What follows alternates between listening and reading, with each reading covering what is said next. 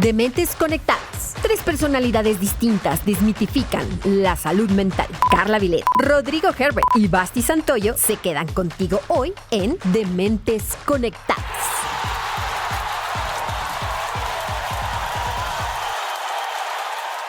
Hola, ¿qué tal, queridos amigos de Dementes Conectadas? Estamos el día de hoy muy contentos saludándolos, este nuevo episodio con un invitado estrella, con mis queridos amigos.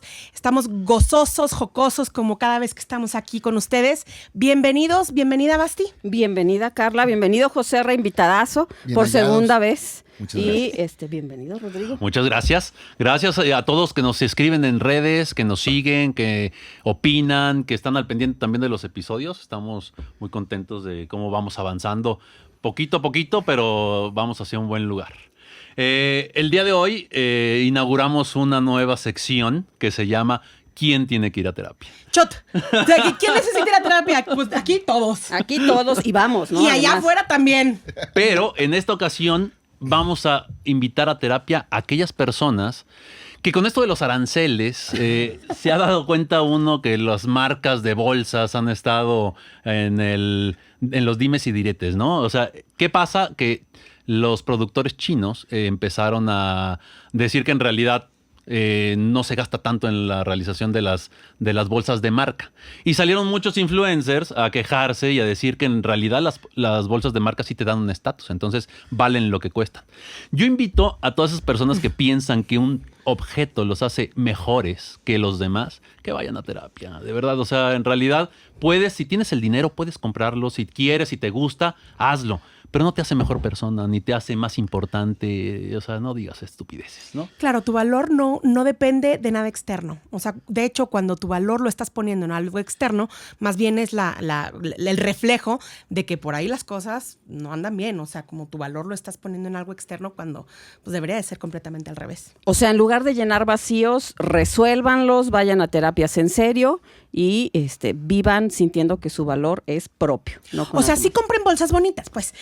Claro. Pero eso no habla de cuánto vales, cuánto eres, quién eres, ni nada, ¿no? De acuerdo. Y pues bueno, vámonos al tema de hoy. El tema de hoy es Un camino hacia la recuperación, entendiendo las causas y consecuencias del trastorno por consumo de sustancias. La adicción a sustancias es una lucha silenciosa que afecta a millones de personas en todo el mundo. Detrás de las estadísticas y los titulares, hay historias de personas que luchan por recuperar el control sobre sus vidas, por reconstruir sus relaciones y por encontrar la esperanza en medio de la oscuridad. En este episodio nos sumergiremos en el tema del trastorno por consumo de sustancias, explorando sus causas, sus síntomas y sus tratamientos. Bueno, como vimos ya el tema de hoy es el trastorno por consumo de sustancias. Tenemos a un invitadazo que ya estuvo con nosotros en la primera temporada. Así es. Aquí está con nosotros Joserra, bienvenido. Felicidades, iba a decir. Felicidades, Sí, felicidades. felicidades por estar aquí. Sí, no, de verdad, sí. O sea, ¿Sí? para mí es un honor, es muy padre estar en su programa, encontrarlos nuevamente, me da mucha alegría y sobre todo hoy para hablar de un tema en el que sí soy un participante experto. Y sí, felicidades por estar Sí. también compartiendo lo que vas a compartir y ser alguien que está en una continua lucha en la vida y en esa situación. Ay, muchas gracias, sí. Joserra es doctor en estudios hispánicos, profesor de literatura, de estudios culturales, de lengua materna, escritor, con un estudio de talleres literarios. Pero además de toda esa, como ya sabemos, todo ese currículum extenso que ya lo platicamos en la primera temporada, en esta ocasión lo estamos invitando por algo en especial. ¿Nos puedes contar un poquito, Joserra? Claro que sí, yo soy, bueno, como digo todos los días en un estrado, yo soy Joserra y soy alcohólico.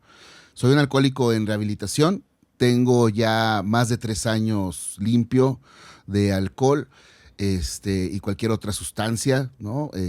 Por ende, y pues más o menos unos 6 años en total luchando contra la adicción, ¿no? Tratando de cada día salvar mi vida de esa enfermedad. Entonces, pues a mí me encanta compartir el testimonio de mi vida y de mi proceso de rehabilitación, sobre todo para las personas que, como yo alguna vez lo creí, creen que no se puede, creen que ese es el último espacio en el que van a estar, que la vida se acabó o lo que sea, porque nos ponemos bien dramáticos a veces, que hay otra chance de vivir. Y sobre todo, yo creo que la importancia de compartir historias de éxito, ¿no?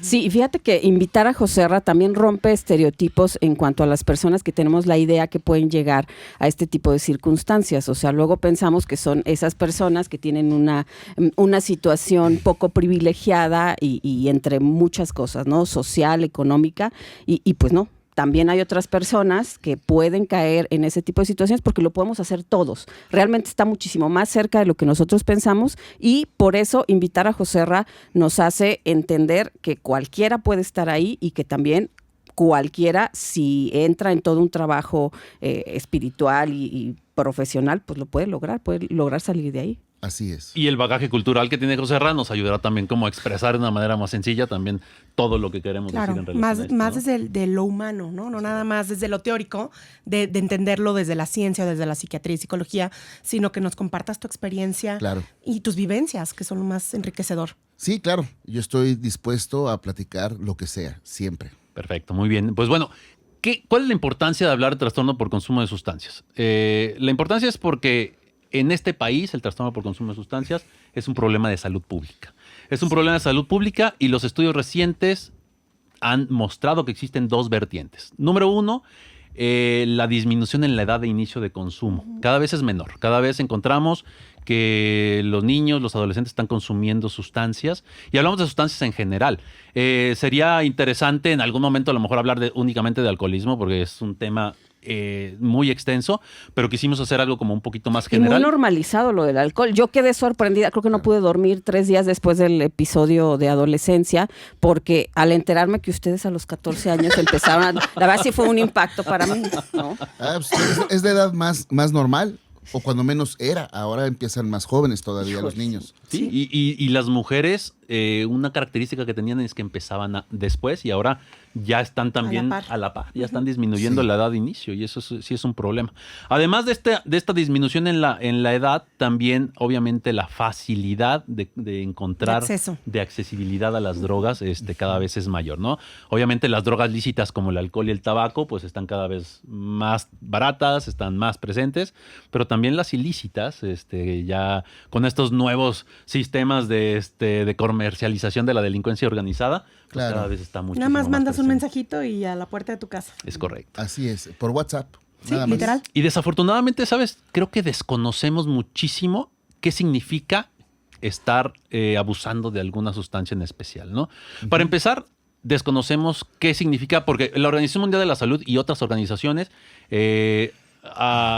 evalúan la cantidad o el exceso en el consumo dependiendo de la cantidad de tragos que tú puedes llegar a consumir.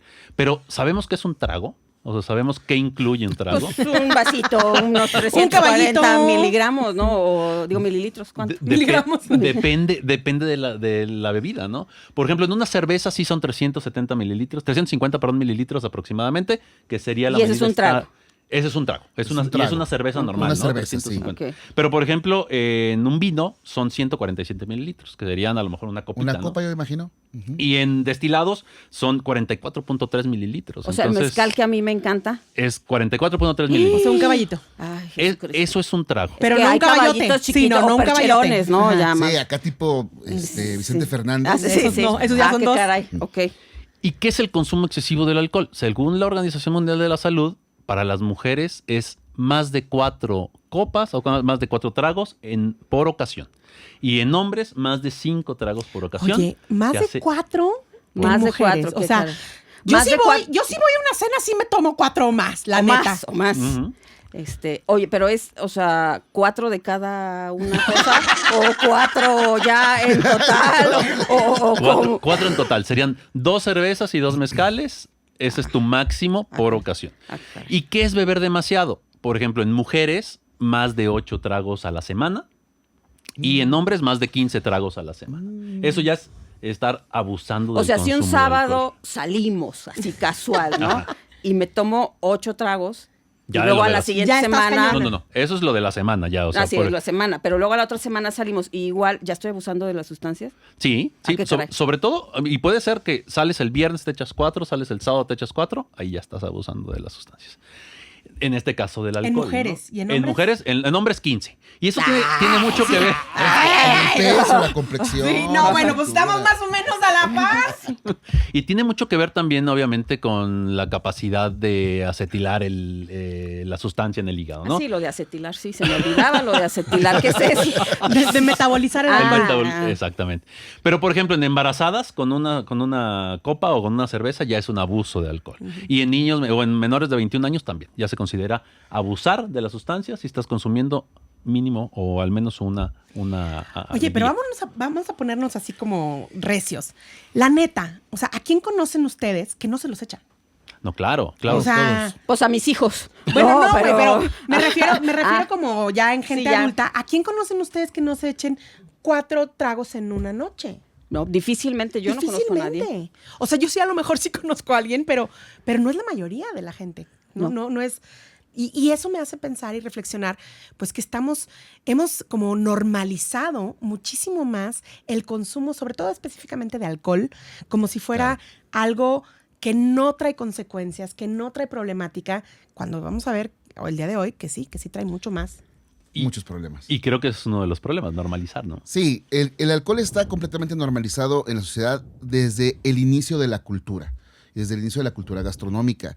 Hay que pensar primero que hubo un momento muy largo de la historia humana, la Edad Media, donde la higiene era tan poca en Europa y el agua de los ríos que pasaban por las ciudades era usado como cañería, que los destilados, la cerveza y el vino suplantaron el consumo de agua.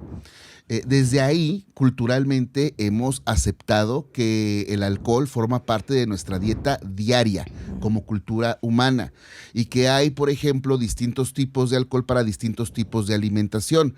Eso se toma con vino tinto y esto con vino blanco y esto con cerveza y este es para la digestión y este para abrir panza y todo eso que son mitos gastronómicos alrededor del consumo forman parte fundamental de la cultura. Le añadimos a eso la cultura social. Hemos aprendido a socializar por siglos a partir del alcohol. El alcohol es parte fundamental de ritos religiosos, de ritos de pasaje. No puedes imaginarte una misa si eres católico de domingo sin el vino de consagrar, que es la sangre de Cristo. No puedes imaginarte una fiesta de 15 años, boda, bautizo, primera comunión o lo que sea Una sin Navidad. un trago. La cultura del siglo XX, de los negocios, los hombres de negocios, nuestros abuelos, nuestros padres, cuántos tratos no cerraron con unos whiskies que tenían en las oficinas, ¿no? En unas botellas bien bonitas de cristal cortado, que yo cuando andaba de alcohólico las adoraba y las añoraba además, ¿no? Toda esa normalización luego se va vertiendo generación por generación y llegamos a un lugar como San Luis, que es una ciudad muy alcohólica, creo yo, donde ya en la secundaria, ya en la prepa, para socializar, sentirte grande, sentirte padre, importante, disfrutar de los 15, voy a revelar mi edad, disfrutar de los 15 en Arabound, etcétera, había que echarse ¿no? unas cubitas antes. Es que claro que tenías que llegar con unas cubitas antes. Claro, por O sea, supuesto. Yo lo viví El también. famoso Claro. precopeo. El precopeo. precopeo. Y luego Precopeas para El seguir after. chupando. El after. El after, Ajá, claro. y luego el aferrafter. Sí, sí. Y así te sigues. O sea, está muy normalizado. Al grado, por ejemplo, que ahora que llevo este tiempo sin beber, personas que no saben, que son bien poquitas, que no saben de mi pasado, se sorprenden mucho cuando no pido una cerveza o no pido un tequilita o una cuba. Y siento entonces una interrogación, un interrogatorio tipo PGR para saber ¿Por por qué qué, no? por qué. Y ya confesar que a mí no me cuesta ningún trabajo nunca decir soy alcohólico, estoy en AA, bla, bla, bla, lo que sea, ¿no? Tengo compañeros que tienen que mentir, es que soy cristiano, o estoy enfermo. Oye, ¿cuál es la Estoy respuesta embarazado. cuando tú les dices eso? ¿Cuál es la respuesta que encuentras? Es muy, muy, muy variada, pero la mejor me la dio un cuate que vende kebabs aquí por la uni, que me dijo, bueno, sí, yo también soy alcohólico, pero seguramente tú sí la cagaste feo. Y es lo que en realidad hacemos todos los que llegamos a rehabilitarnos, a ver, la regamos en algún momento, pero la gente que se sorprende porque uno no beba y que acepta ser alcohólico entiende que tuviste un problema mayúsculo, ¿no? En la vida. Y algunos no tenemos así un problema grande, ¿no? Pero es lo que pasa. Entonces, toda esa normalización que causa extrañeza que uno no consuma alcohol es el primer paso hacia los consumos más fuertes, ¿no? Porque sí es cierto esta parte es una frase como muy normalmente dicha, que el alcohol es la puerta a los demás vicios. Sí. ¿Y en qué influye que sí pueda ser algo real? ¿Qué hace el alcohol? Disminuye la posibilidad de toma de decisiones y aumenta la impulsividad por el daño al lóbulo frontal, y obviamente es muchísimo más fácil que si yo no quería consumir algún otro tipo de sustancia, si estoy tomado, pues que se me haga más sencillo consumirla, ¿no? Por supuesto. Si yo no quería hacer algo, es más fácil que lo haga habiendo bebido, ¿no? Muchos alcohólicos que resulta cuando ya nos terapiamos y tal, que lo que tenemos también es un problema de sociabilidad, un problema para tener relaciones sociales, amistosas, fraternas o románticas, y empezamos a usar el alcohol como un lubricante social, nos lleva a eso, por ejemplo, empezar a ligar. Ya no pensemos en consumos, empezar a ligar y después a tener una vida sexual muy irresponsable, que algunos tenemos, ¿no? Acostándote con quien sea, donde sea y por lo que sea, ¿no? Sí, y también los sistemas de clasificación de enfermedades han ido modificando la forma en cómo clasifican estas enfermedades. Acuérdense que hemos hablado del DSM, que es este sistema de clasificación de enfermedades mentales en las cuales podemos hacer o tomarlo como de base para diagnosticar todos los tipos de enfermedades. Desde su impresión o su edición número 4 hacia atrás se hablaba mucho de términos como dependencia, uso, abuso, adicción, pero se empezaron a dar cuenta que estos términos eran demasiado indefinidos y variables, y en lugar de ayudar, también generaban cierto estigma y confusión, ¿no? Y entonces generaban ahí como una muy poca utilidad para el diagnóstico sistemático de este tipo de padecimientos. Entonces, a partir del DSM-5 se empieza a utilizar el término trastorno por uso de sustancias, lo cual hace esto sin menos connotaciones negativas y como un concepto muchísimo más amplio, ¿no? Sí. Pero creo que sí es importante definir ciertos términos en relación al consumo de sustancias. Por ejemplo, lo que es la tolerancia, la abstinencia, el abuso, que ya ahorita hablamos de consumo excesivo de algunas sustancias, sobre todo del alcohol, pero por ejemplo la tolerancia. ¿Qué es tolerancia? O sea, la tolerancia es este aumento significativo de la dosis que necesitas para tener la reacción que anteriormente necesitabas. O sea, ir aguantando más. Exactamente. O sea, ¿ustedes acuérdense la primera vez que tomaron? No, me fue muy mal. O sea, tomaste una quizá o dos, máximo. No, la verdad, yo sí creo que abusé bastante. ¿La primera vez? Sí, la primera vez me tomé como en la casa de una amiga. Bueno, ya ahorita no es mi amiga, ¿no? Por obvias razones. Pero yo tenía 14 años y su mamá había dejado unas botellas de whisky y ella nos dijo que su mamá se las preparaba así. Me tomé como unas 5. O sea, de verdad terminé. 5 whiskies la primera, wow. Sí, 5 whiskies. O sea, terminé muy mal. Claro. Muy mal. Pero ahora, si tú te tomas 5 whiskies, definitivamente no terminarías de esa forma. O sea, a lo mejor se te sube. No de esa forma, pero sí terminaría mal. O sea, y ustedes lo saben, yo realmente no sé. Es que fíjate, hasta cuando digo no sé tomar, pues es que no hay que saber, ¿verdad? No es como. Sí hay que saber tomar, fíjate. Fíjate que sí. Y de hecho, la Organización Mundial de la Salud también lo dice. O sea, ¿cómo se toma bien? No sé si han escuchado esta parte, pero ¿qué es saber tomar? Tomarte en una hora un trago. Y entre trago y trago, un vaso de agua. No, bueno. Con razón me pedías agua el otro día que fuimos a tomar, ¿te acuerdas? Sí, yo no pedí agua y él le decía a la mesera, tráigale agua, por favor, toma agua. Con razón, Rodrigo. Sí. Gracias por cuidarme. Ya sabes. Sí, tomarte un trago durante una hora, por ejemplo. La gente que sabe tomar, la gente que no ha desarrollado esta obsesión por la ingesta de la sustancia que le hace la reacción que busca el cuerpo, pero en mi caso fue el alcohol, siempre lo que queremos es encontrar más rápido la sensación, la intoxicación. Entonces, en lugar de tomarme yo, por ejemplo, un mezcalito en una cantina después de comer un espinazo durante una hora platicando y salir por un cigarro y volver, en esa hora me echaba 6, 7 shots, ¿no? Y además me encantaba, cuando era muy joven criticaba esta onda como que yo veía de gringas de Wild On, de que se tomaban el shot así, lo dejaban, de gringas, claro. ¿verdad? Y así lo hacía yo durante ya muchos años, ¿no? Así 1, 2, 3, 4, ¿no? Etcétera, buscándolo, ¿no? Y mi tolerancia, que es de lo que estamos hablando, durante un tiempo fue creciendo muchísimo. Yo me acuerdo una anécdota mía en Zacatecas, en una cantina que se llama El Refugio, que es una cantina muy vieja, como las 15 letras. Yo quería ver con cuántos mezcales, ¿no?, conseguía la intoxicación y que no me hicieran menso como me habían hecho 15 días antes en la cuenta de la cantina. Y empecé a rayarme en el brazo, ¿no? Todos los vasitos que llevaba, todos los caballitos que llevaba, ¿no? Y terminé habiéndome en esa noche tomado más de 20.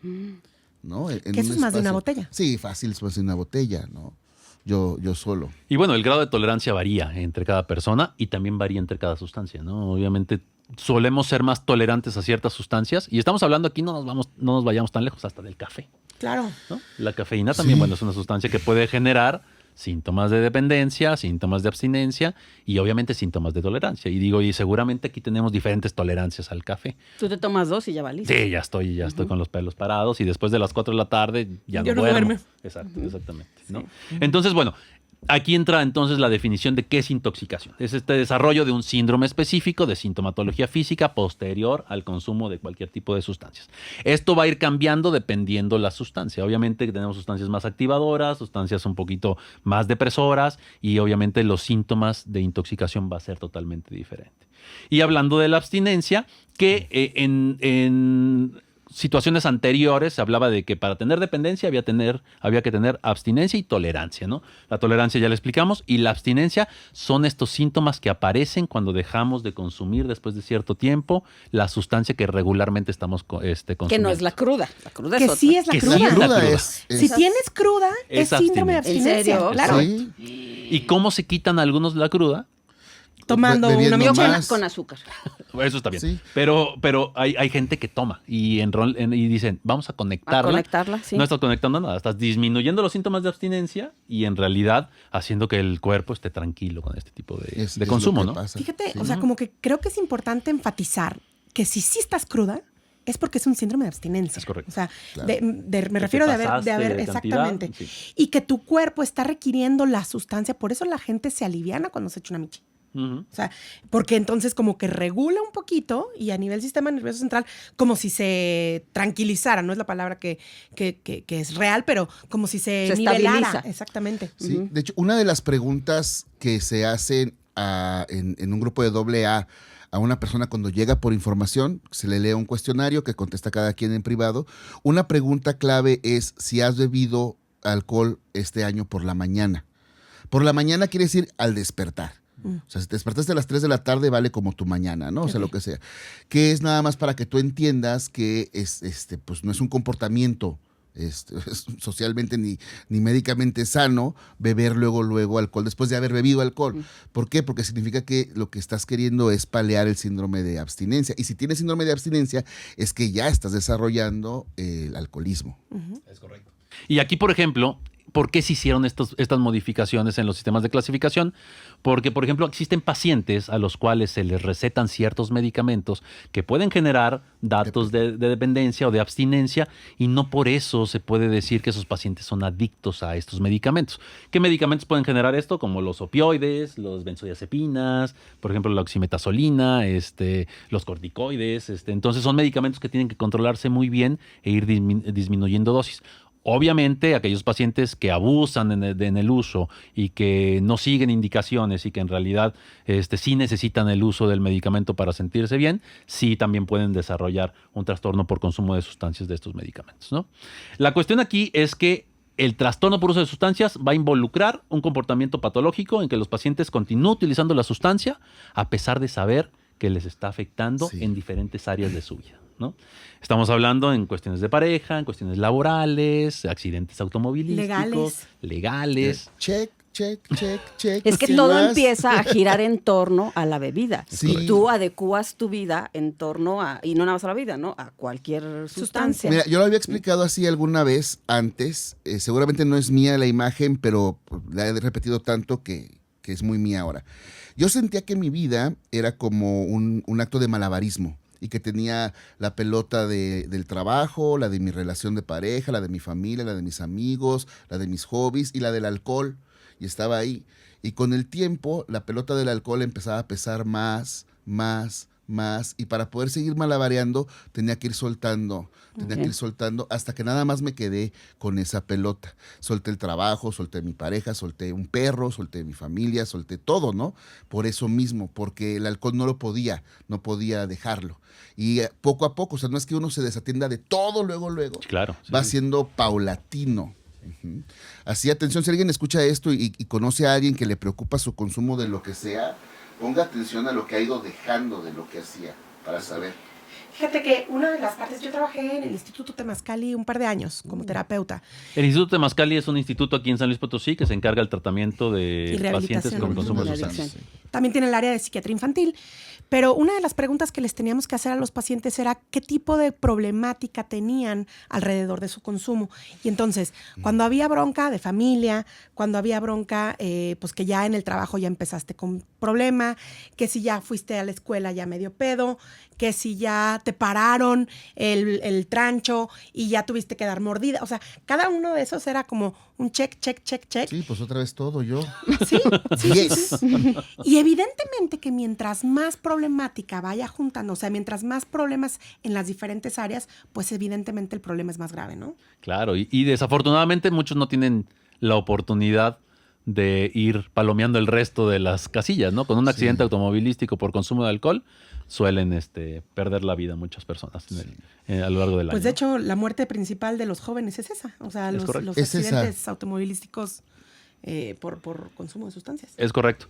Pero existen factores de riesgo, obviamente, que hacen que haya gente que consuma más que otros, ¿no? Entre ellos los ambientales. Esta sensación como de verlas...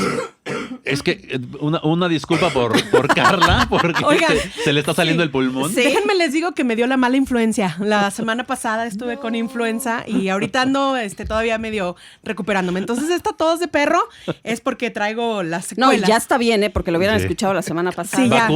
Vacúnense, por favor. Sí, vacúnense contra la mala Y tú sigue influencia. tosiendo para que la de Exacto. Carla, por favor. Una disculpa Y hoy. entonces, esta parte ambiental comprende las actitudes que tenemos hacia la bebida y que vemos desde la infancia, ¿no? Sí. Como esta normalización, el jajaja, el niño tomó una cerveza y está borrachito. En realidad, la disponibilidad también en el precio y las experiencias también personales que tienes en relación con el alcohol. Fíjate que ¿no? ahorita que hablas de esa cuestión ambiental, yo me acuerdo, y es algo que yo hago a veces de esa forma, que yo de pronto veía un sábado en la tarde a mi papá poniendo canciones de Vicente Fernández, en esta justificación de, pues toda mi familia está fuera de México y demás, ponía canciones de Vicente Fernández y tomaba tequila, ¿sí? Digo, nunca realmente ha tenido un problema en ese sentido, pero estaba asociado una emoción, un sentimiento al alcohol. Y hoy yo hago lo mismo. ¿Pero qué se No dice? con Vicente Fernández, no. Con Alejandro.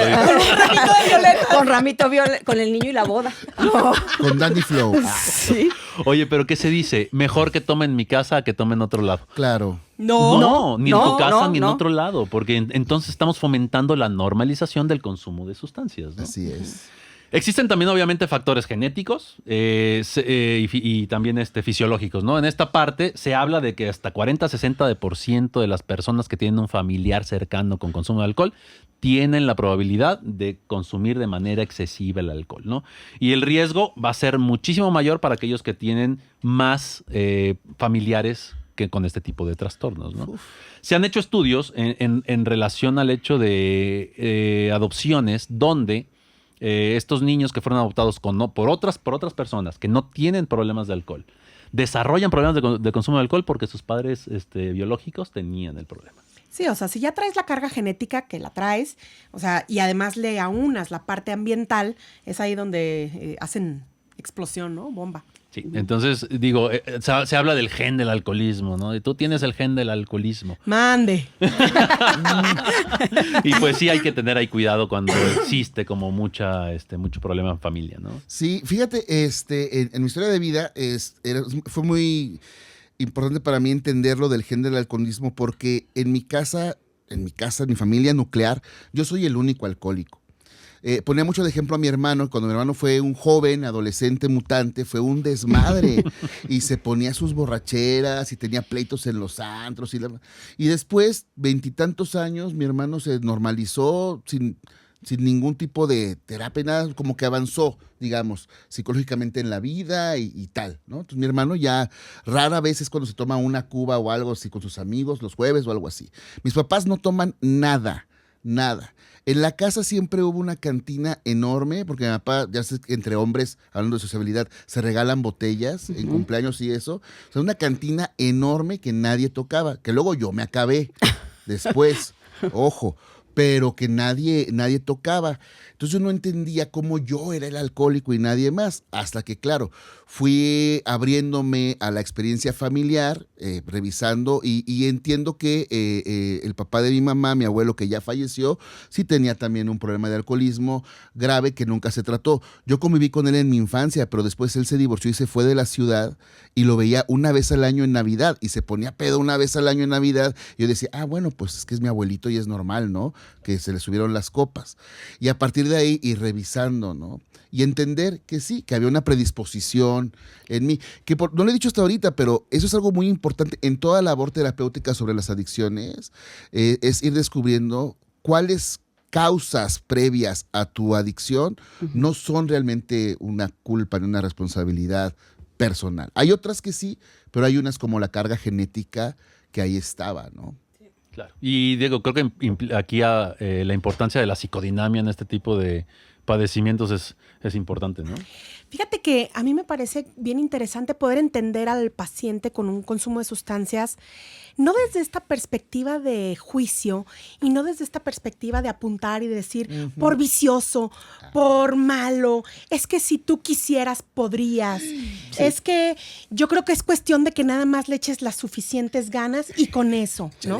O cuando dicen, no te quieres, por eso te pasa lo que te pasa. Eso, señores, solo es fomentar el estigma, solamente impide que se dé un tratamiento adecuado. Basta de ver al paciente con consumo de sustancias como el malo, o sea, como el vicioso que decide ser un desobligado. Como si no fuera una enfermedad, ¿no? Exactamente. Esto es una enfermedad. Y como lo estamos diciendo, es una enfermedad multifactorial. Además de lo que ya se dijo, hemos de poder entender que el consumo de sustancias, tanto alcohol como drogas, van a estar fungiendo como una especie de autorregulación a nivel emocional. Es como ponerlo metafóricamente como si fuera un antidepresivo o un ansiolítico del cual se agarra el sujeto para poder enfrentar una realidad displacentera que no tiene herramientas para enfrentarlo de otra manera. Es decir, hay un dolor muy profundo en el personaje que está consumiendo sustancias que no tiene herramientas para poder hacerle frente. Y el consumo no es el problema. Porque muchas veces me preguntan, ¿qué tenemos que hacer con el consumo? Pues que deje de consumir. Es que ese no es el problema. Ahorita vamos a hablar de patología dual. Pero en realidad el consumo no puede ser nuestro centro y no lo debemos entender como el problema. Es una consecuencia. Es el síntoma. Exactamente. Es el síntoma de varias cosas. Para empezar, temas como regulación de autoestima. El autoestima en el paciente que está consumiendo sustancias está bastante mal como equilibrada. La palabra autoestima a mí a veces me da un poco de ruido y me hace un poquito de roña, pero lo digo así como para que se entienda. Tiene que ver con el valor que yo me doy, con lo valioso que yo creo que soy, con lo merecedor que creo que puedo hacer referencia a mí, ¿no? Y entonces, como la persona que consume sustancias no se siente así, no se siente valioso, no se siente como sustentado en su narcisismo, el escapar de ese dolor es a través del consumo de sustancias. Entonces, hemos de entender que está haciendo una función defensiva el consumir sustancias, defensiva ante esta realidad displacentera que es, por un lado, interna, o sea, me siento mal conmigo mismo, me siento mal con mis afectos, tengo temas de mucho dolor, de mucha vergüenza, de mucha cólera, una sensación como de insuficiencia muy cañona, en donde se vuelve tan insoportable y tan insostenible que lo único que puedo hacer es escaparme de esta realidad con la que no puedo hacerle frente, y lo voy a hacer a través de este uso defensivo y adaptativo. Y entonces fíjate qué diferente pensar en alguien que está consumiendo sustancias, no desde, ay, es un vicioso, sino es un sujeto que no tiene herramientas para hacerle frente a un dolor que es muy grande y que no puede regular su autoconcepto, no puede regular su autoestima, y esto le está sirviendo, lo pongo entre comillas para los que no me ven, porque no sirve, evidentemente, o sea, pero es como una automedicación, ¿no? Y uno cree que el uso de la sustancia en específico es al azar, y definitivamente no. O sea, definitivamente no. tus necesidades te hacen buscar la sustancia que tú empiezas a consumir. Aquellas personas que no pueden mantenerse despiertas por el día consumen cafeína o cocaína en su lugar. En aquellas personas, por ejemplo, con TDA muy hiperactivo, pueden acercarse muchísimo más a consumir marihuana para sentirse más tranquilos, más controlados, más relajados. Aquellas personas con problemas de socialización acuden al alcohol. Y entonces cada uno busca de lo que le falta, ¿no? Fíjate, otra cosa bien importante es el déficit en el autocuidado. A ver, para aprender a cuidarnos, pues eso se nos enseña. Nadie nace sabiendo cuidarse, ¿no? Y entonces, pues ¿quién te enseña, mamá? ¿Quién te enseña, papá? Entonces, algo pasó en casa que no ha habido una sensación de autocuidado adecuada y entonces me refugio y busco el sentirme un poco menos peor a través de la sustancia, ¿no? Definitivamente hay una función en cuanto a regulación de emociones completamente deficitaria. Es decir, el sujeto no sabe qué hacer con sus emociones. Si siente mucho odio, si siente mucha cólera, si siente mucha vergüenza, sobre todo la vergüenza, la culpa y la cólera son los efectos centrales en el paciente con consumo de sustancias. Y entonces, como no sabe regular esta parte afectiva, va a dirigirse al consumo de sustancias. Hablabas de las sustancias como la cocaína. Fíjate que se ha visto que la cocaína alivia más el malestar asociado con la depresión, también con la hiperactividad. Y, por ejemplo, los narcóticos, o sea, todos los derivados opioides, van más que ver con la cólera, ¿no? La gente que está muy enojada, que no puede manejar, entonces le baja con un poquito de heroína, nalbufina, qué sé yo, ¿no? Entonces, a mí me parece como, me explota la cabeza el entender, híjole, qué diferente pensar a un adicto así, que decir, maldito, adicto, vicioso, hedonista, irresponsable. No. Estos sujetos, estos personajes están sufriendo. El consumo de sustancias no es el problema. El consumo de sustancias es la solución a una sintomatología que trae de base, y creo que por eso es tan importante como hablar de la patología dual, que al ratito lo vamos a hablar, ¿no? Sí. Y continuando con esto de ya cuando agarraste como una forma de solucionar tus heridas a una sustancia, hay que entender, como lo decía Carla, que hay un displacer por una situación ocurrida. Y cuando hablo de una situación ocurrida, tampoco estoy hablando de un gran trauma o de una situación en específico. Hay que entender eso, ¿no? Porque luego pensamos que quien consume sustancias pasó por cosas terribles y espantosas. No necesariamente. Hay heridas en el alma que están en la cotidianidad de una familia, que generalmente siempre son ahí. Entonces, agarramos el alcohol o cualquier otra sustancia como una gratificación inmediata para poder en mi cotidianidad salvar ese sentimiento que yo no puedo regular o que ni siquiera a veces reconozco, pero sé que me está abatiendo. ¿Cómo piensa una persona que tiene una adicción? Pues sus pensamientos se van a debatir entre la culpa, porque es mentira que no piensa en los demás. Él sabe que está haciendo un daño, pero no puede evitarlo. Y además, estos pensamientos llegan a ser obsesivos. No es que lo piense un ratito en el día. Finalmente lo está pensando y lo está pensando, pero también tiende a tener una cuestión de manipulación para poder mantener esa adicción, y entonces es un conflicto. De verdad, quien tiene una adicción no la pasa bien en ningún momento. Por eso es que necesita de más sustancia para poder anestesiarse más. Ahorita hablaban de las diferentes drogas que pueden utilizar las personas, pero luego también hay pacientes que depende del momento, del día o de la circunstancia, utilizan una u otra droga. ¿Por qué? Porque no tienen la capacidad, sienten que no tienen la capacidad de regular ya ninguna de sus emociones. O sea, están completamente perdidos en este mapeo de qué es lo que sienten, y entonces, si necesito sentirme muy bien y rendir en el trabajo, pues me meto una línea de coca en la mañana. Si necesito en la tarde relajarme, pues entonces me voy a echar 10 mezcales, y así sucesivamente. Entonces, se está en estos pensamientos obsesivos de culpa. También hay una ansiedad muy grande, porque a veces sí llega esta sensación de necesito dejarlo, ¿sí? De estoy dañando, luego viene esto de pero no puedo. Entonces, esto da una lucha constante, y esto es algo que la gente que está afuera no lo piensa.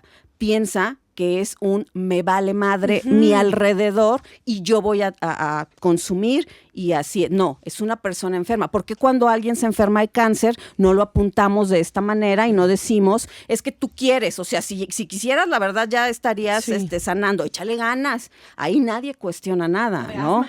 Y volver, o de asma, ¿no? A ver, dejen que Carla tosa, por favor. Sí. Ahí es donde a mí me genera mucha roña que todo lo que tiene que ver alrededor de la salud mental, la gente, el común de la gente piensa que es una situación de echarle ganas o una situación de voluntad. Y hay veces que no tenemos voluntad. Cuando tenemos una adicción, perdemos completamente la capacidad de decidir sobre nuestra vida.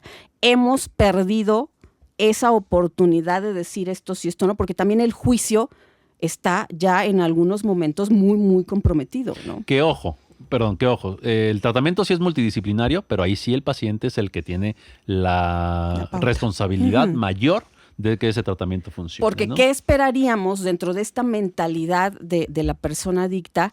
Que en algún momento, si su mente generalmente funciona en estos pensamientos obsesivos y en decir, no soy suficiente, siempre voy a sentir que algo no está bien en mí, sí tiene que llegar un punto donde tenga conciencia de enfermedad.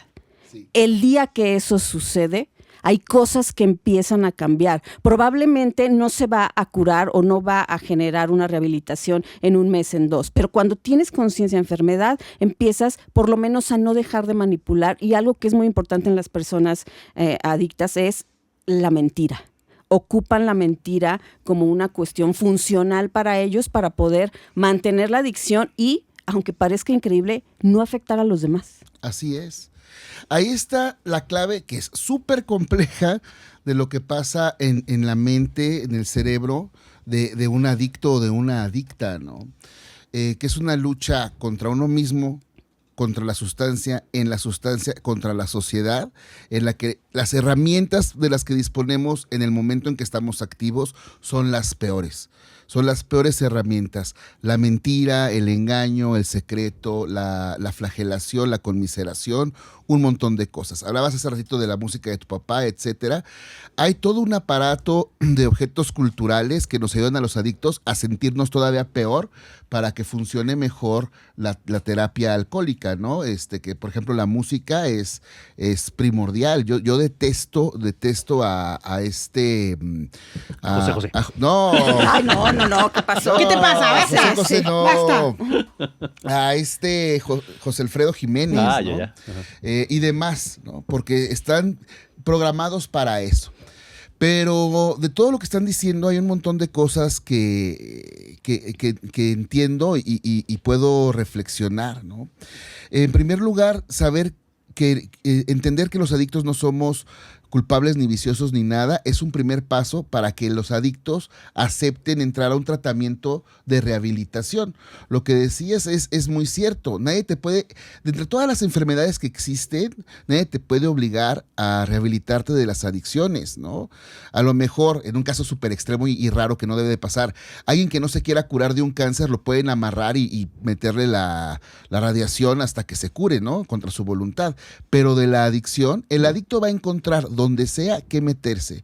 Mira, yo terminé tomando, porque ya no había nada más a mi alcance, tomando alcohol de la despensa, ¿no? De las farmacias, etcétera, vainilla, 96, cosas. Una vez agarré una acetona, ¿no? Que ni siquiera tiene alcohol, la acetona. Pero, o sea, vamos a buscar dónde. ¿Y le diste un trago? Sí, que es brutal, eso me pudo haber matado, ¿no? Claro. Entonces, lo primero es la aceptación de que esto es una enfermedad. Y lo más importante, cuando menos en AA, eso me ha servido a mí muchísimo. Una enfermedad que no tiene cura como tal otras enfermedades. O sea, alguien puede salir del cáncer y nunca más crecer un tumor, pero el alcoholismo, la adicción, como la diabetes, es algo que te va a acompañar para siempre y aprendes a vivir con eso y rehabilitarte. Y a mí me encanta el término rehabilitación, porque es habilitarte nuevamente a estar en el mundo. En mi caso, fue habilitarme por primera vez en mi vida adulta a estar en el mundo. Porque yo empecé a beber muy joven y nunca supe vivir en el mundo normal de la gente sin estar consumiendo. ¿A qué edad empezaste a beber? A los 16. Y ya a beber fuerte como a los 20. Porque aquí va otra cosa. Decía Carla, bueno, la familia, o tú también decías, Basti, la familia es donde puedes empezar como a entrenarte a vivir en el mundo, algo así, a tener herramientas. Yo me fui de mi casa muy joven. Y yo no tuve una mala familia, o sea, no es perfecta. Todos tenemos nuestros trastornos. Muchas gracias por el episodio anterior, por cierto. La familia completa está ahí. Somos bipos, no nos da vergüenza. Pero yo me fui muy joven huyendo. Yo sé que huía porque era un adolescente y quería huir de las reglas y todo. Y viajé por el mundo y luego me fui a vivir a Monterrey y estudié allá. Entonces, en un momento que para mucha gente es crucial tener una guía o alguien en quien confiar, para contar, para preguntar, ¿no? Yo me la eché solo, como mucha gente, ¿verdad? Solo, en el mundo, solamente conviviendo con otros locos como yo, que estudiaban literatura o teatro o periodismo, cosas de esas, ¿no? Entonces, yo me ausenté de mi familia no fue la que me faltó a mí. Yo fui el que decidí no tenerlos.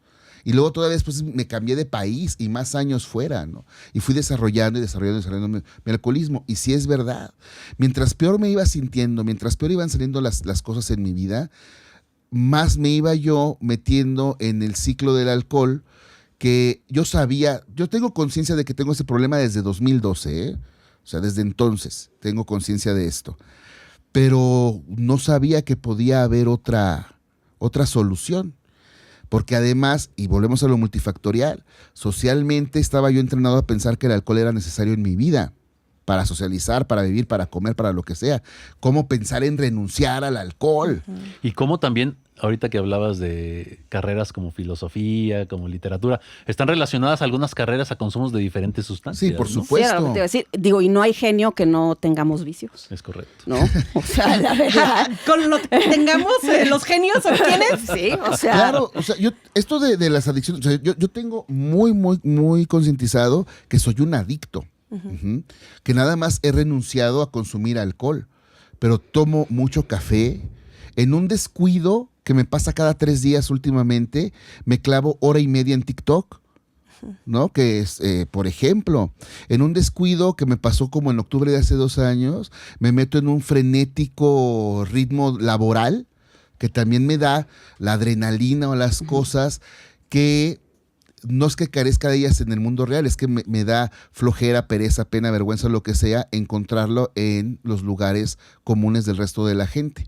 Convivencia familiar, convivencia social, hobbies, mascotas, vida sentimental, etcétera, ¿no? Entonces, como escape y como medicina, las sustancias funcionan. Pero el problema es que como escape y como medicina, destruyen a la persona y destruyen a su familia y a su entorno. Y tú lo decías, de verdad, qué bueno que lo entiendes, que no queremos hacerle daño a nadie y es lo que peor nos tiene. Mi peor etapa del alcoholismo fue la última, como la de todo alcohólico que entra en rehabilitación. O la penúltima, más bien mi penúltima, ¿no? Yo todavía tenía una pareja y me sentía todo el tiempo culpable de lo que le hacía sufrir.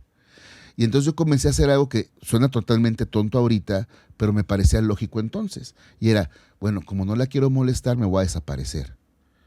Y me iba a las cantinas, ¿no? Todo el día, días, para que no me viera, para que no sufriera. O sea, esa era mi lógica. Hoy suena ridículo, entonces me sonaba lo más lógico del mundo, ¿no?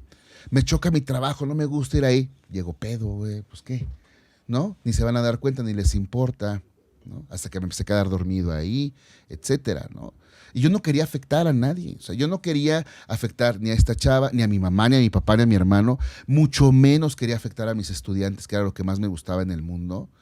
Y desgraciadamente yo, como todos los adictos, a los que terminamos fregando más con este sinsentido, es a esta gente, que es totalmente lógico que entonces llegue el momento en que se desesperan de uno, se hartan, y en la furia y el enojo pues se defiendan con el desprecio, claro, y el escarnio. Entonces es un ciclo ahí súper, súper nefasto que termina matando a muchos compañeros. Claro. Y aquí es donde entra a lo mejor la importancia de hablar de patología dual, ¿no? O sea, ¿qué es la patología dual? Es cuando confluyen o existen de manera simultánea un trastorno mental y un trastorno por consumo de sustancias. que si de por sí el tratamiento del trastorno de consumo de sustancias es complejo, ahora si le agregamos ahí una depresión, un trastorno de ansiedad, un trastorno bipolar, Yo soy una bipolar. esquizofrenia. ¿Tienes diagnóstico de trastorno bipolar? Sí, estoy diagnosticado desde hace un par de años o 2 años y medio, ya en el transcurso de la abstinencia. O sea, yo sabía cuando empecé con mi doctor que tenía un problema de depresión crónica severo y de angustia, un montón de cosas, pero y mi papá, que también tiene trastorno bipolar, y más gente en mi familia, pues daban con pautas a pensar que yo también lo tenía, pero era imposible, o eso decía el doctor, diagnosticarlo concretamente si yo seguía yendo a consulta bebido. Porque yo mucho tiempo, o sea, iba a consulta bebiendo, después de la botana, o borracho, o mintiendo, ¿no? Que es lo que decías. Era bien fácil mentir mientras bebía. O sea, yo desperdicié miles de pesos, pero peor aún, o sea, muchos años de terapia psicológica y psiquiátrica por dedicarme a mentirle a mis terapeutas y a mi doctor y a todo mundo de que no, lo mío no es un pedo del alcohol, nada más me gustan las copitas. Y aquí se barajan, por ejemplo, 3 hipótesis dependiendo la aparición de los síntomas y también la influencia que tienen una sobre otra, ¿no? Por ejemplo, existe la hipótesis de que la adicción a las drogas es un trastorno primario que induce algún trastorno mental, ¿no? O sea, que puede pasar, obviamente. O sea, que el consumo de sustancias genere depresión, genere síntomas de ansiedad, genere sintomatología psicótica, ¿no? Y aquí, por ejemplo, hablaremos de ayahuasca, por ejemplo, ¿no? Y ese tipo como de sustancias que se consumen desde otro punto de vista, buscando una sanación o encontrando... Desde un lugar muy pendejo, ¿no? O sea, la verdad sí hay que decirlo. Sí, un lugar muy pendejo. O sea, sí. la verdad... Yo creo que sí, como de un lugar de ignorancia, ¿no? Porque piensas que vas... Y de justificación. Exacto, que vas a encontrar ahí una respuesta que en realidad no está ahí, ¿no? Y las consecuencias pueden ser graves. Yo me ¿no? imagino que pasa con cualquier tipo de paciente. Ustedes son los expertos, pero lo que queremos nosotros son soluciones mágicas. Claro. Y cuando le propones la ayahuasca, el peyote, el sapo, no un papel o lo que sea, como algo que en este campamento hoy en la noche Se te quita el dolor de la vida. Vas a cantar, ¿no? O yo fui a hacer constelaciones bien pendejas también, ¿verdad? Hace años. Sí, y nada más ahí escogiendo este viejito que sea tu abuelita. Vas a salir de aquí, curado de tu depresión, lo compramos, porque nos urge salir de ahí, ¿no? O sea, lo más complicado de la rehabilitación Cuidado con los charlatanes. es aceptar que esto va a tomar Toda tu vida. toda la vida. Claro. Toda tu vida. Y que, por ejemplo, las recaídas son algo que vamos a enfrentar. Sí, son reales. Y que son parte de Son parte ese del proceso, tratamiento, ¿no? claro. Otra de las teorías que se barajan es, por ejemplo, esta teoría de la automedicación, que ya hablamos, ¿no? De querer paliar los síntomas psiquiátricos con el uso de sustancias, ya sea para dormir mejor, para estar más contentos, para estar menos ansiosos, para despertar.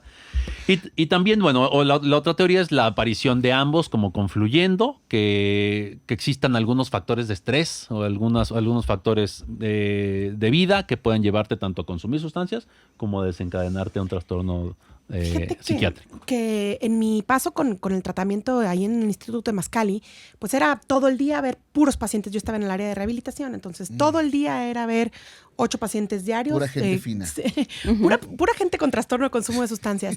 Y bueno, estas no son estadísticas oficiales, pero les platico más o menos mi experiencia. De 10 pacientes, yo me atrevo a decir que al menos 8 o 9 tenían patología dual.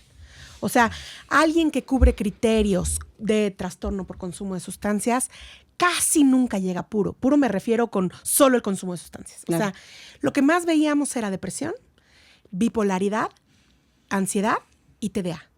O sea, estas 4 casi que van súper de la mano. O sea, cualquiera de estas 4 te van a predisponer lo suficiente como para poder tener un trastorno por consumo de sustancias.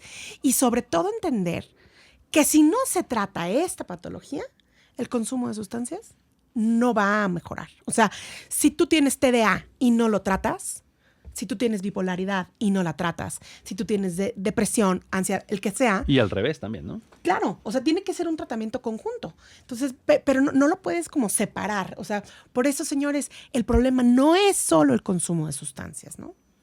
Pero existe también otro, y últimamente es cada vez más fácil de ver, otro fenómeno que que es este uso recreativo de sustancias, ¿no?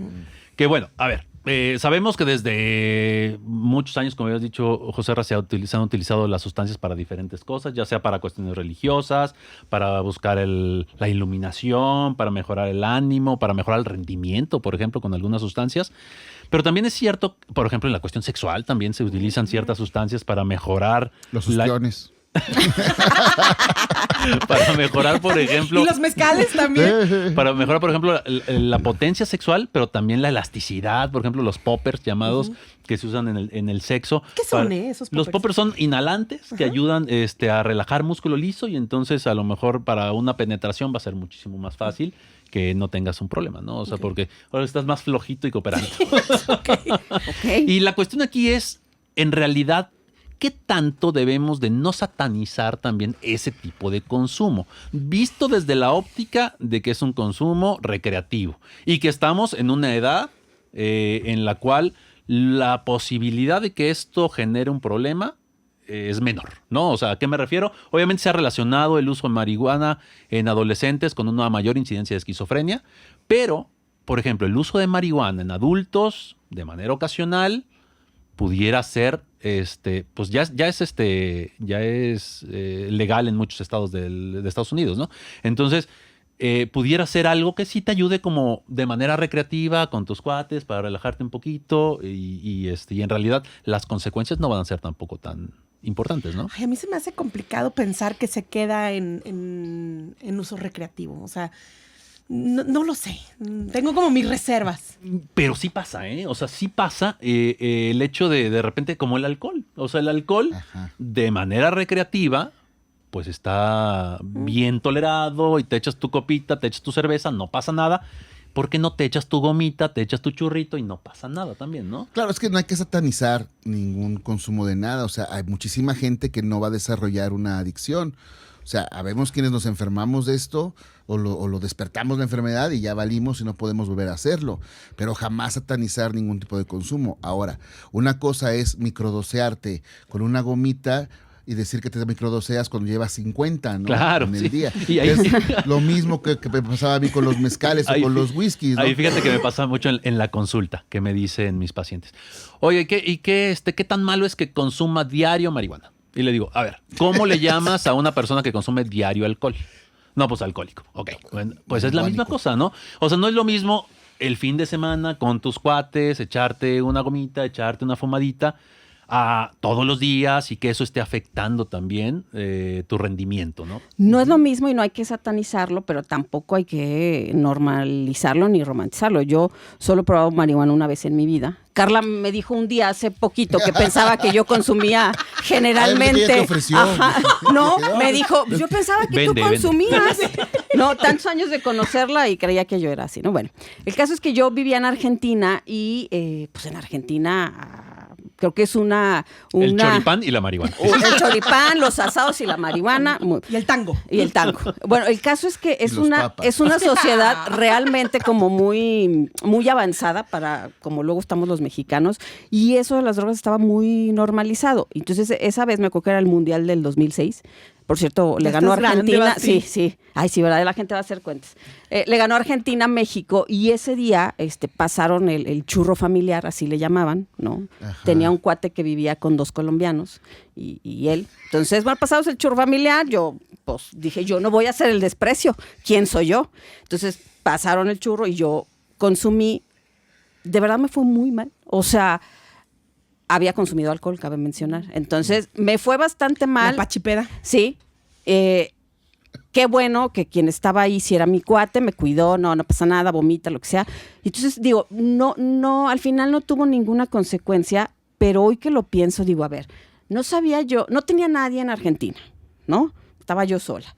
No sabía de dónde venía esa droga, no sabía ni siquiera si era marihuana pura. O sea, sí, fue recreativo, no pasa nada, pero sí creo que hay que conocerse y que yo mucho después supe que tenía TDA y que mi personalidad es adictiva, que yo no puedo Que fíjate hacer eso. qué bueno que hablas eso de la personalidad adictiva. Que fíjate que estaba leyendo, no es un concepto que en realidad científicamente se pueda comprobar, ¿sabes? Esto de la personalidad adictiva. Que es cierto que los altos niveles de impulsividad te van a hacer más proclive a tener un consumo de sustancias mayor. Y por ahí pudiera empezar a lo mejor hablando del TDA, ¿no? Pero como concepto, personalidad adictiva, No existe. Lo voy a meter yo en el DSM-4. Digo, en el DSM-5. En el seis. En el 6. Ya cuando te toque. Pero aún así, o sea, hablando nuevamente de esta parte, el uso recreativo cada vez encontramos muchísimo más fácil en las fiestas, aquel que Sí. trae su LSD, aquel que trae su... No sé a qué fiestas vas tú, Oye, Rodrigo. Pues, O sea, Los chocongos en las bodas, o sea... los brownies. Los brownies, los chocongos, pues en las bodas, Eso está cañón. ¿Cómo te meten un chocongo en En la la boda. Sí, o sea. Digo, Sí, como en lugar de mesa de dulces. Mesa de chocongos. Sí.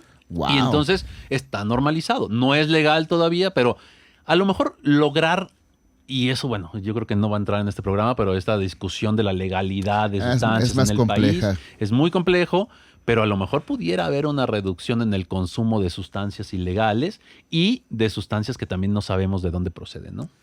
Eso definitivamente sí, porque además también regularizaría los precios. O sea, ¿por qué el alcohol, es otra cosa, por qué el alcohol es tan común? Porque no solo fácil de encontrar, sino es barato. O sea, puedes comprarte un Tonayan, ¿no? Por 20 pesos. 24. 24 pesos. Ya han pasado... Ay, pues ahí se ve cuando uno Ya- va al Oxxo, ¿Qué crees que ¿no? es eso? Ya han pasado unos años de mi consumo. Vamos, la inflación en ¿Tú llevas estos en años. 16? Imagínate, ¿no? ¿Qué es lo que pasa con el cigarro? Cuando le explico a alguien que yo empecé fumando alitas y costaban $2.50 y ahorita la cajetilla de Marlboro me cuesta 86. O sea, vean la inflación.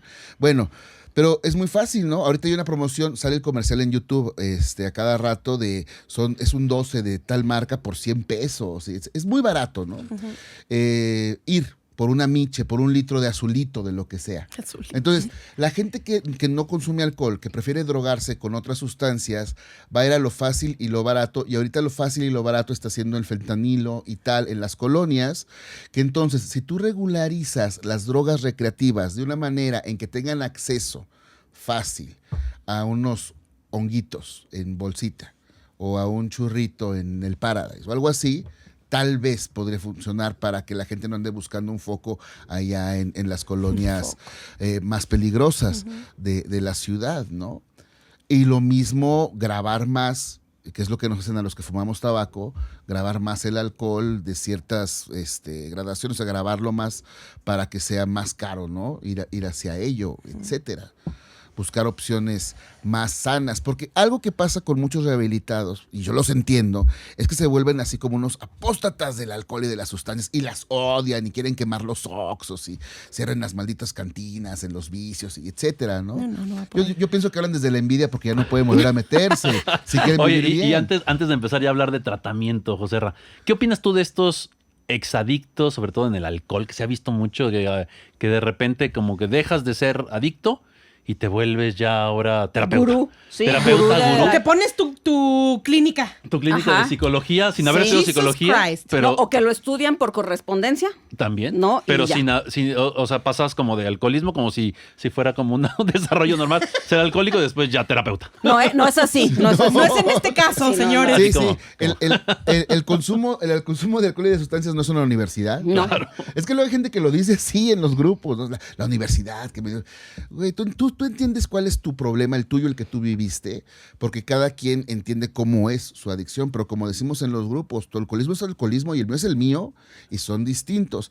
Entonces, a tu pregunta, yo sí tengo una opinión muy negativa de la gente que sin ningún tipo de preparación profesional en campos de la psicología, la psiquiatría, la medicina o la terapéutica, se atreve a andar dando consejos. Lo que hacemos algunos alcohólicos como yo es dar nuestro testimonio y contar qué hicimos y cómo salimos nosotros de ahí. Pero de ahí a darte un consejo, de decir, mira, a partir de mañana, ¿no? O de ahí, que yo los odio, contratar una patrulla espiritual y agarrarte en la calle y encerrarte en un anexo para dejarte a huevo, Eso dejar no de beber. funciona. No funciona. Y se los cuento yo por experiencia. Yo estuve encerrado 2 veces y media. La y media no vale porque salí luego como a los 2 días, prometiendo cosas. Mentiroso el adicto. La primera, pues no fue por mi voluntad realmente, ¿no? Y la segunda tal vez tampoco, pero con otro tipo de convencimiento y otro tipo de programa. Pero uno lo ve mucho, y ¿sabes en quién lo veo mucho y me da más coraje? En gente que tiene cierta fama por los medios de comunicación, que han sido cantantes, artistas, actores o actrices, y que a partir de ahí, para revivir su carrera, lo que hacen es dedicarse a platicar, ¿no? O se vuelven cristianos o se vuelven coaches. Claro. Sí, por supuesto. Claro. Y bueno, nosotros creemos que existe una ley del boomerang o un karma y te puede pasar, si quieres sacar provecho económico de eso, te puede pasar como a la hija de Hank, ¿no? El de los casinos, que tiene una hija que se llama Nirvana, que es una rehabilitada muy famosa y muy guapa que monta caballos y que de pronto pues todo el tiro le salió por la culata, ¿no? Del negocio que estaba haciendo con eso. Una chava ya no hace nada porque sí le salió muy mal. Uh-huh. Oye, bueno, pero entonces, a nivel tratamiento, ¿qué sí funciona, qué no funciona? O sea, señores, un tratamiento de una persona que tiene un consumo de sustancias, lo primero que tiene que tener es disponibilidad personal. Es decir, el sujeto tiene que querer tratarse. Cualquier tratamiento que sea, te puse bien pedo y te llevé al anexo y entonces así te vas a meter a fuerza, no funciona. No. Porque entonces no hay un verdadero deseo de cambio. O sea, si el sujeto sigue en negación, que es uno de los mecanismos principales del adicto, si sigue en negación, no va a poder trabajar desde su propia responsabilidad. No hay conciencia de enfermedad. No. Exactamente, no hay conciencia de enfermedad. Entonces, lo primero que tiene que ser un tratamiento es que tiene que estar decidido el sujeto que quiere, o sea, que lo vive como un problema y que quiere hacer algo para poder hacer un cambio al respecto. Tiene que ser un tratamiento multidisciplinario, no puede ser solamente terapéutico. Hay sustancias que tienen síndrome de abstinencia muy duro, por ejemplo, los derivados del opio. Entonces, a alguien que tiene una adicción, por ejemplo, a la heroína, a cualquier opioide, pues no le puedes dejar sin un tratamiento médico porque el síndrome de abstinencia es sumamente doloroso físicamente. Sí. Entonces, además del síndrome de abstinencia, pues los síntomas psiquiátricos que va a implicar, o sea, el tratamiento no nada más médico, sino también psiquiátrico. Si tu tratamiento de adicciones no incluye psiquiatría, no incluye medicina, no incluye conciencia de enfermedad, no incluye terapia individual para ver toda la parte de tu parte emocional, de hablar de lo que te hace sentir, todas estas partes de vergüenza, cólera, tristeza, enojo, problemas familiares, etc., también tiene que tener la parte de una terapia familiar, porque es un sistema. Sí. El adicto, los estudiosos de los teóricos de sistemas dicen que pues finalmente el consumo de sustancias pues pareciera que es el síntoma familiar, ¿no? Entonces hay que ver qué está pasando con la dinámica familiar para que vayan tomándose nuevas actitudes para que no se fomente, porque sin darse cuenta muchas veces la familia fomenta el consumo y lo empuja, ¿no? Así, ay, bueno, mi hijo debe $2 millones, se lo voy a pagar, pobrecito, no lo vayan a meter a la cárcel, ¿no? Así es. Entonces, la familia también va a tener que estar en tratamiento para poder trabajar con su codependencia. La familia del adicto tiene esa parte que ahorita nos la va a platicar Basti también, pero sin esto, o sea, fíjate, ya estoy hablando de lo médico, de lo psiquiátrico además, de la terapia individual, de la terapia familiar. También tendría que haber como técnicas que ayuden a manejo de ansiedad. Y eso funciona mucho con terapia cognitivo-conductual y manejo de estrés.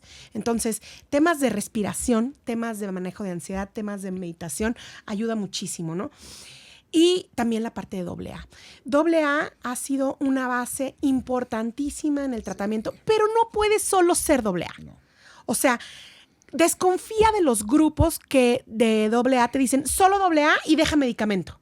Porque hay grupos que son como mucho más rígidos y desinformados, además. Entonces, si tu grupo de AA te dice deja el medicamento porque es una droga más, vete de ahí, ese no es tu grupo de AA. Hay otros grupos de AA que saben la necesidad del medicamento por la patología dual de lo que ya hablamos.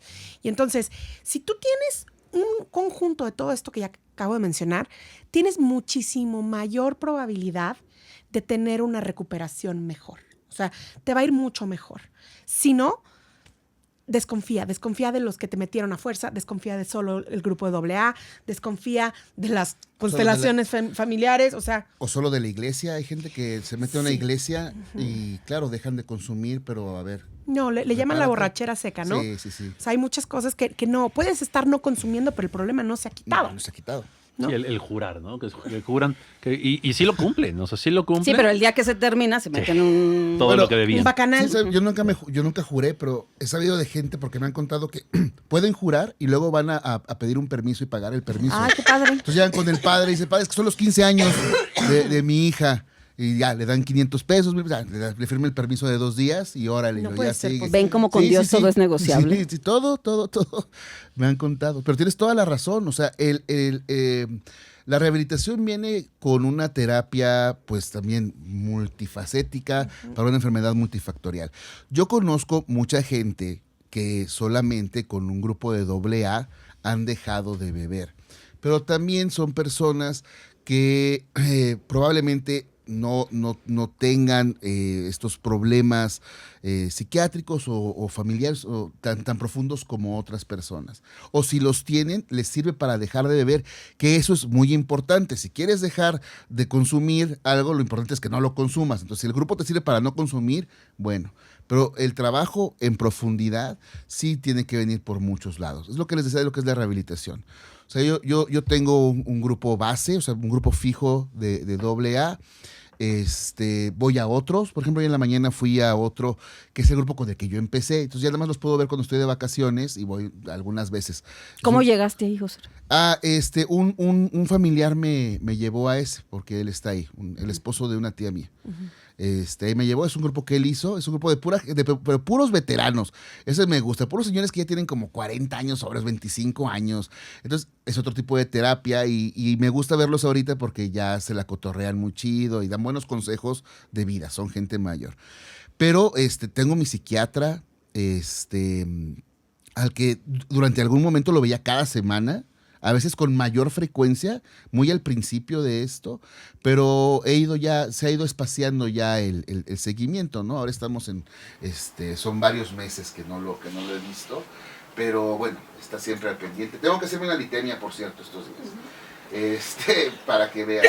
Hay una especie de, digamos, yo lo llamo mi tratamiento espiritual, que es un acercamiento que yo he tenido a una fe en el mundo, una especie, o sea, sí, una vida como más entregada a una fe en sociedad, pero para mí fue bien importante tener una terapia laboral, porque yo me había desacostumbrado a trabajar y no hacía nada. Yo dejé de hacer muchas cosas y una era dejar de trabajar. Conforme fue avanzando mi alcoholismo, yo fui inventándome cosas para ganar dinero y no hacer nada. Abrí un taller de escritores y nunca iba borracho, cosas así, ¿no? Entonces empecé a trabajar y pues eso me llevó a tener trabajos que yo pensé que nunca iba a hacer, como por ejemplo pasar diapositivas en un seminario de estudios feministas a otras personas, ¿no?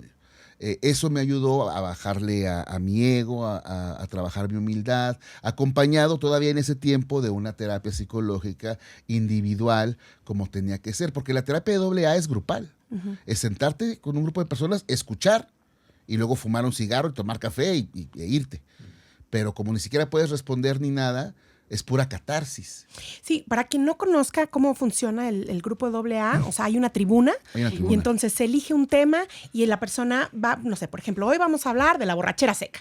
Y entonces cada quien va hablando a manera catártica, es decir, como que tú puedes expresar todo, pero no hay tema de debate, no te van a decir, o sea, simplemente es catártico y eso sostiene. Sí, y aparte está muy bien establecido en las reglas de casi todos los grupos, o cuando menos a los que yo voy, que la terapia no es dirigida y no hay contestación.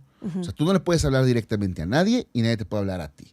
Entonces, funciona como una catarsis padre porque muchas veces los adictos venimos de vidas que nos hemos hecho muy solitarias, ya lo decía, en donde no tenemos a quién decirle qué nos hizo enojar. En un grupo de AA que funciona bien, uno puede ver a los más nuevos que siguen hablando, pero mucho de lo que traen, de lo que acaban de hacer, de lo que están pasando.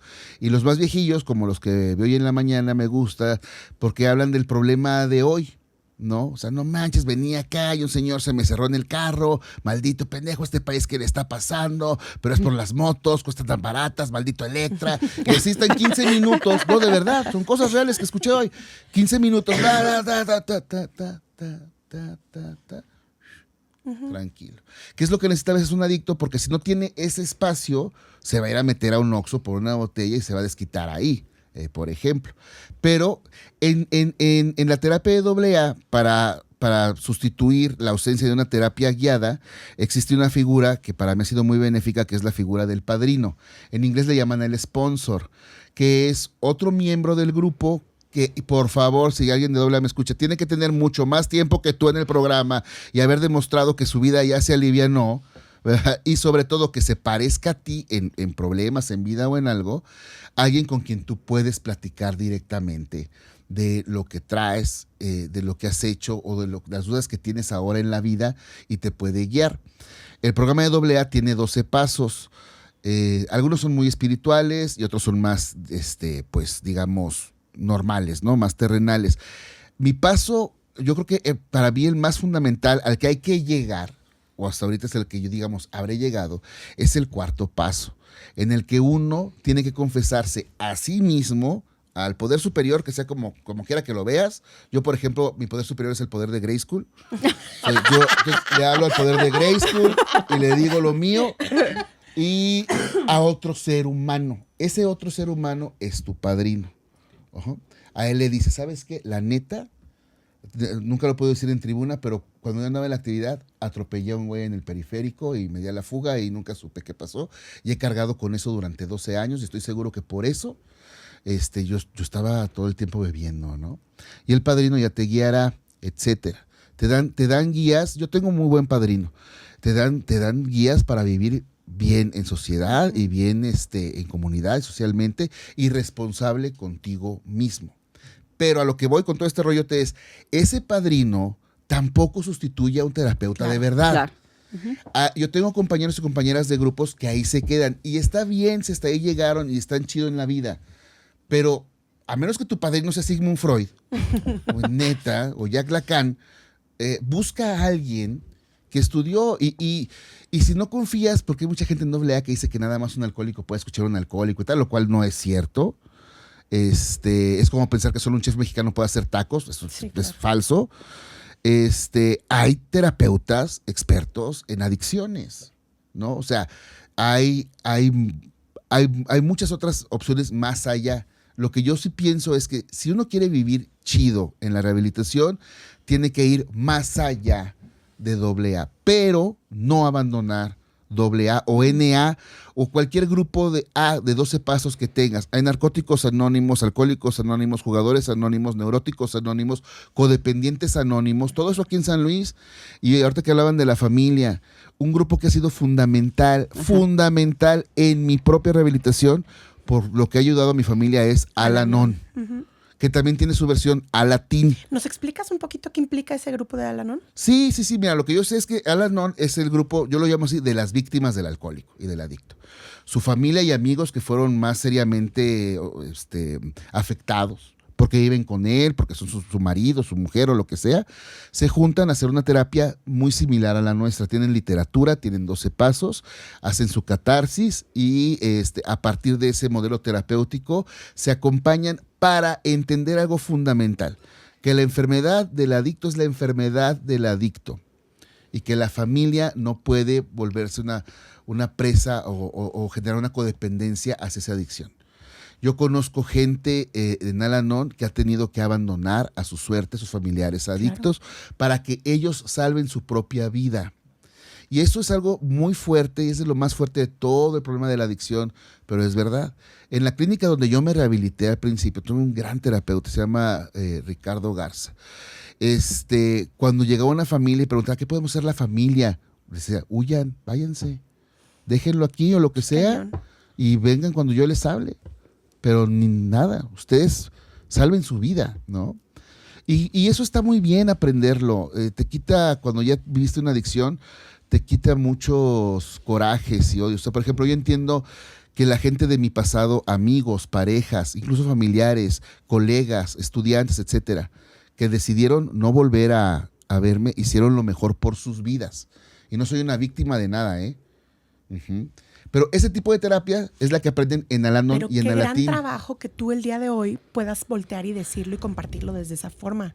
O sea, porque eso implica un movimiento del lugar y de posición de dejar de ser una víctima a responsabilizarte tú de Sí. todo lo que ha habido alrededor, ¿no? Sí, yo soy 100% responsable de todo. Y lo bueno de ser responsable, y eso lo aprendí en AA, por supuesto, es que ahora yo sé cómo vivir una vida en la que nadie más resulte afectado por mí, pero sobre todo en la que yo pueda vivir de una manera absolutamente bien y funcional y exitosa, ¿no? Que Cuéntanos. cualquier persona que decidió sí dejar a un familiar. Ay, Carla, de veras me... Perdón. No, Mira, es que siento yo. aprovechando la tos de Carla, miren el merchandising que hizo Ay, sí. Basti, bien bonito, acerca de Mentes Conectadas. Vamos a empezar Sí. a vender ya también tazas aquí Pida, afuera. Quien quiera su- taza, su pida su merchandise. taza. Exacto. Ahí en el Tuyups.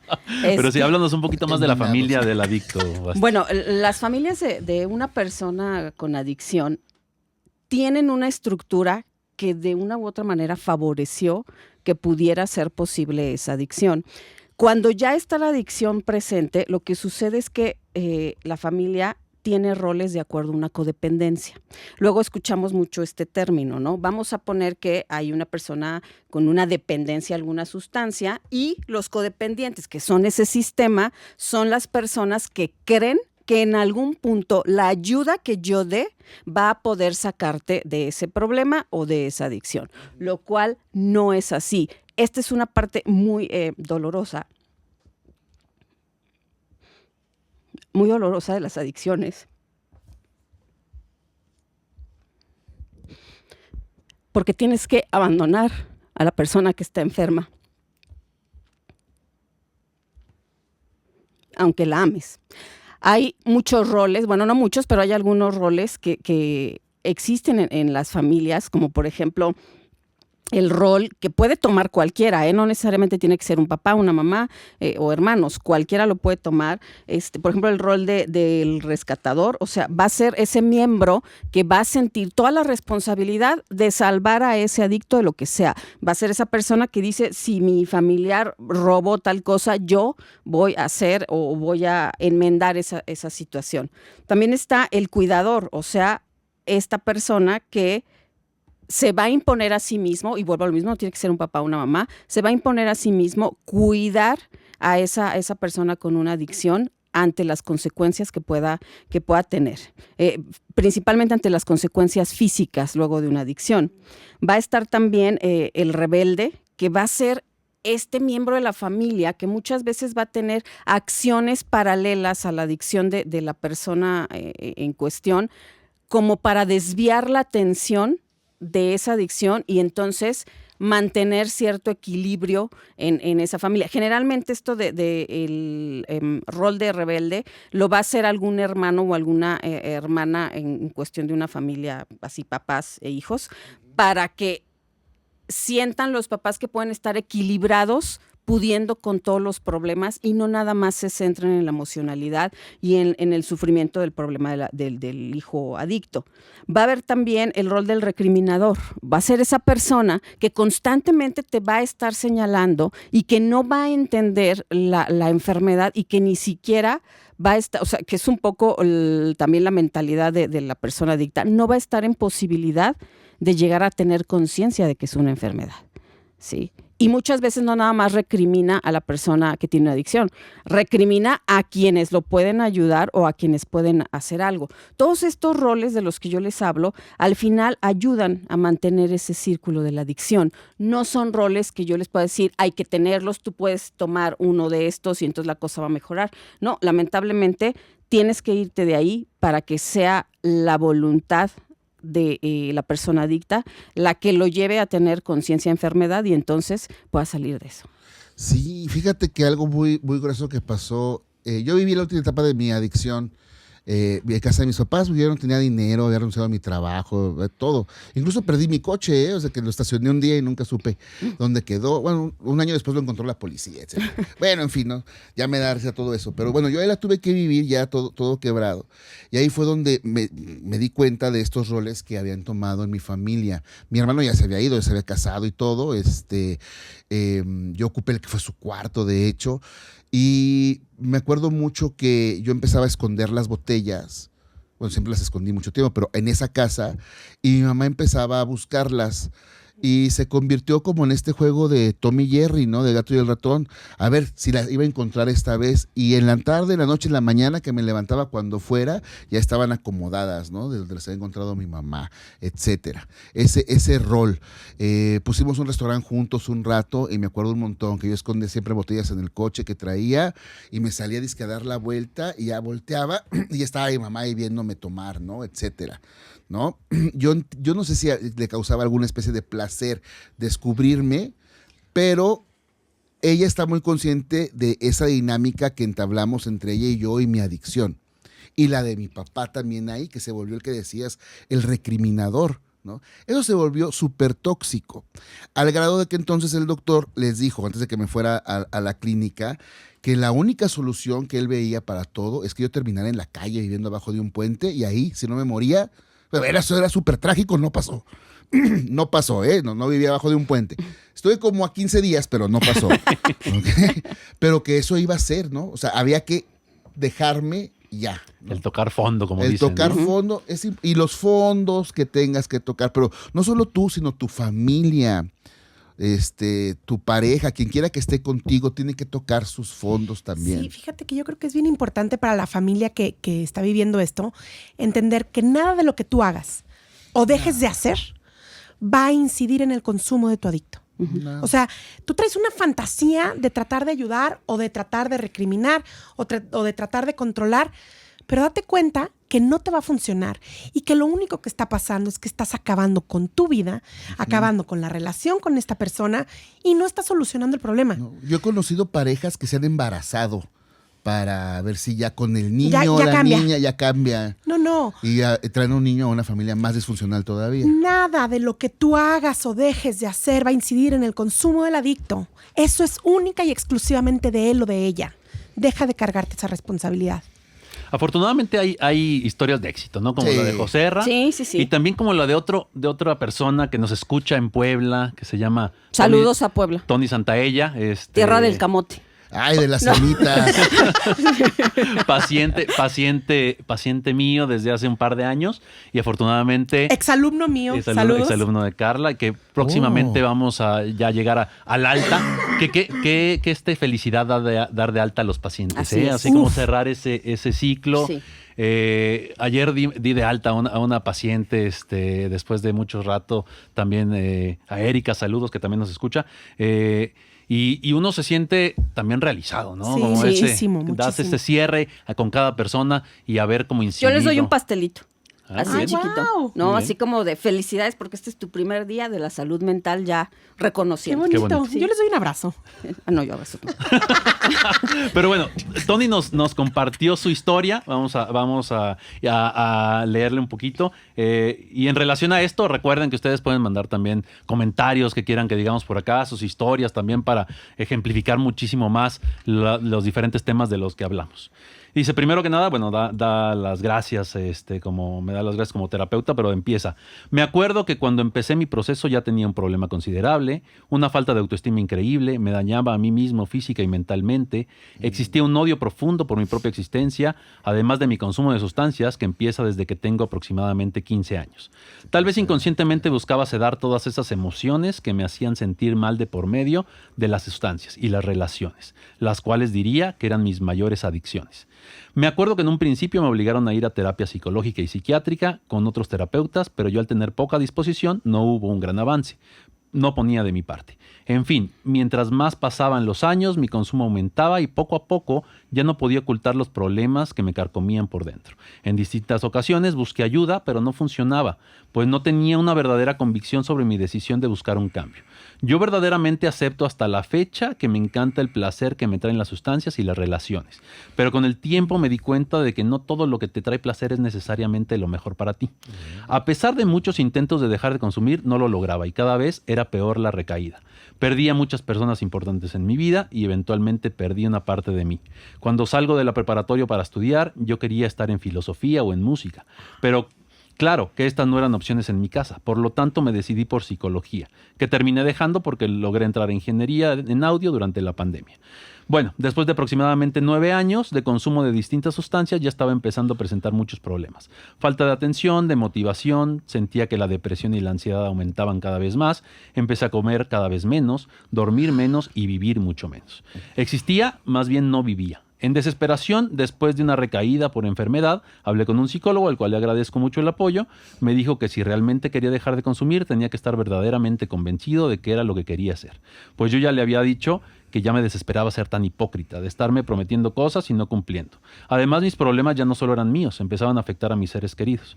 En abril del 2023 tomé la decisión, le pedí ayuda a mi papá y juntos nos acercamos a una psicóloga con especialidad en adicciones. Y a partir del 5 de abril del 2023 dejé de consumir. Estoy seguro de que ha sido una de las mejores decisiones que he tomado en mi vida. Han mejorado muchísimas cosas desde entonces, soy capaz de llegar temprano a trabajar, puedo prestar atención, puedo leer, puedo ensayar mis instrumentos, mis relaciones han mejorado muchísimo, mi autoestima y mi amor propio también. Todo esto gracias a la decisión de dejar de consumir a la par de un muy buen apoyo psicológico y psiquiátrico. Ahora verdaderamente puedo vivir. Nos manda saludos a todos, saludos a Carla y un abrazo también para mí. Un abrazo, Tony. Muchas gracias por compartir, Tony, qué por padre. compartir tu historia y qué bonito que a pesar de todo y de la complejidad, pues estamos también cerca de historias de éxito. Hay historias de éxito. Lo que está bien padre es, por lo que entiendo de lo que escuché por las fechas, Tony es muy joven. Eso es maravilloso. Hoy en el grupo que les digo, llegó un señor ya muy mayor y estaba cumpliendo recientemente 3 años. Pero dijo algo muy padre que dijo, es que no importa si me quedan pocos días de vida, o sea, lo que quiero yo es vivirlos, etcétera. Y sí está muy bien, pero yo no conozco un solo adicto como yo, que no diga, me hubiera encantado empezar esta vida a los 20 años, a los 25 años. O sea, ¿por qué me esperé a los 40? ¿Por qué me esperé a los 50? ¿No? Cualquier momento es bueno, pero siendo tan joven... Qué padre, Qué bonito. Es todo lo que le queda por vivir. Sí. Historia de éxito. Gracias por Muy bien. compartirla. Pues vamos a empezar a concluir entonces. Yo decirles que hay cosas muy cabronas en la vida, las adicciones es una de ellas, pero al final también hay forma de salir y forma de seguir viviendo muy chingón. Acérquense a los profesionales de la salud mental. Esta es una enfermedad. No estigmaticemos, no apuntemos, más bien ayudemos, ¿no? Recuperarse es posible, no se hace solo, se hace acompañado. Con ayuda profesional, con vínculos que sostienen y con espacios seguros donde no te sientas culpable, sino comprendido. José Ra. Lo dijo Carla de alguna manera, esta enfermedad se cura desde el amor, no desde la violencia, y si ya conoces a alguien, nada más dale eso, dale cariño y comprensión, y si algún recuperado, algún rehabilitado vuelve a tu vida, no lo juzgues nunca por el pasado porque lo está cargando todo el tiempo, ¿no? No necesita más de eso, necesita un abrazo o que lo dejes en visto, nada más. Muchas gracias, José Ra, por Gracias, acompañarnos. José Ra, Gracias por gracias. tu historia. Y gracias a todos. Los esperamos en el siguiente episodio. Gracias, Carla, Basti, como Gracias, siempre. gracias. Chidísimo programa, muchas gracias. Sí. Muchas gracias. Muchas Nos vemos gracias. en el siguiente episodio. Los Nos queremos. vemos. Bye. Cuídense. Adiós. Compren la merchandise. Sí.